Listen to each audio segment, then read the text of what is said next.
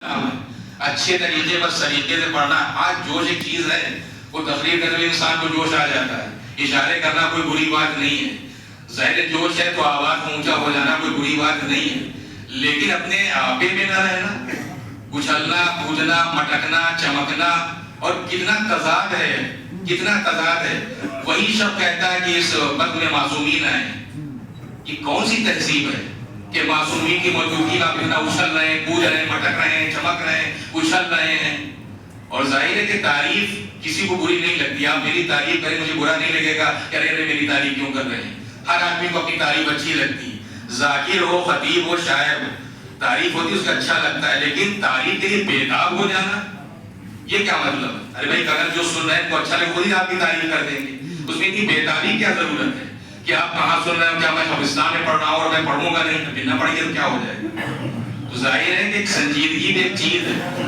دوسری چیز یہ جو خاص طور پر ہے کہ میں نے کہا کہ بہت سے ہمارے شعراء ہیں ماشاءاللہ سے بہت اچھے اشعار کہتے ہیں, بہت سلیقے سے پڑھتے ہیں, پڑھنے میں سنجیدگی ہوتی ہے, یہ شاعر بھی بے تکے نہیں ہوتے, آواز میں بھی بہرحال ان کے کہیں نہ کہیں ایک اعتدال قائم رہتا ہے. لیکن کچھ ایسے ہیں کہ جو اس وقت غلو, بے انتہا غلو کرنے لگتے ہیں, اور غلو کے لیے خود مولا کائنات کا وہ سمجھتے ہیں مولا کی بہت بڑا فضیلت بیان کر رہے ہیں, بہت بڑی. اور مولا نے خود فرمایا کہ دو طرح کے لوگ میرے بارے میں گمراہ ہو گئے.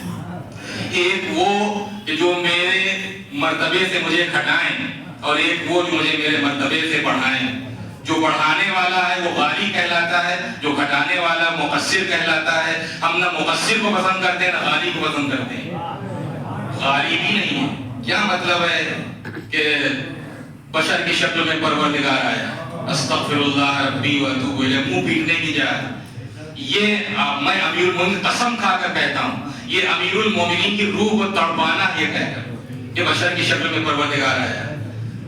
ماشاءاللہ پڑھے لکھے لوگ ہیں. کیا اوترت ہونا ہمارے عقیدے میں ہے؟ جو سناتن میں ہے کہ وہاں وہ جب وقت آتا ہے تو کبھی وہ ان کی شکل میں اوترت ہو گیا, کبھی ان کی شکل میں اوترت ہو گیا, کبھی ان کی شکل میں اوترت ہو گیا. ہمارے یہاں کوئی اوترت نہیں ہوتا ہے کہ اللہ اوترت ہو گیا امام حسین کی شکل میں اور اللہ اوترت ہو گیا علی کی شکل میں. حلول کا عقیدہ ہمارے بنیادی عقیدوں میں نہیں ہے. آپ اپنے عقیدے کے خلاف بات کر رہے ہیں.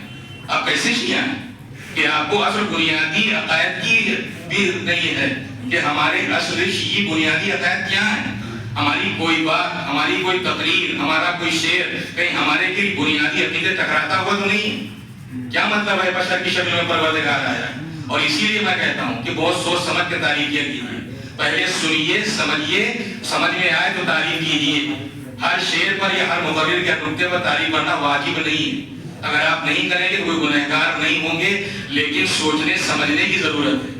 اور یہ سب اسی لیے ہے کہ ہم زبان سے محروم ہوتے جا رہے ہیں. جب تک ہم زبان سے ہماری محرومی رہے گی یہی حال رہے گا کہ ہم بے وقوف بنتے رہیں گے, اس لیے کہ ہمیں زبان آتی نہیں ہے, ہم ان آداب سے واقف نہیں ہیں. لہذا زبان سے ضروری کم سے کم جو ضروری اتنا تو ہم زبان سیکھ لیں کہ بھئی کیا کہا جا رہا ہے, اس کا مطلب کیا ہے, اس کا مقصد کیا ہے. لہذا ایسے تمام چیزوں کو رد کرنا ہر ایک کی ذمہ داری, خاموشی نہیں ہے. رد کرنا ذمہ داری ہے. اگر ہمارے عقیدے کے خلاف, اگر خود امیر المومنین یا دیگر معصومین اگر عظمت کے خلاف ہے تب بھی ہم احتجاج کریں گے, اور اگر اس سے بڑھ کر غلو ہے تب بھی ہمارا احتجاج, ہمارا حق ہے. پروردگار عالم ہم سب کو بحق محمد و آل محمد راہ اعتدال پر قائم رہنے کی توفیق عطا فرمائے.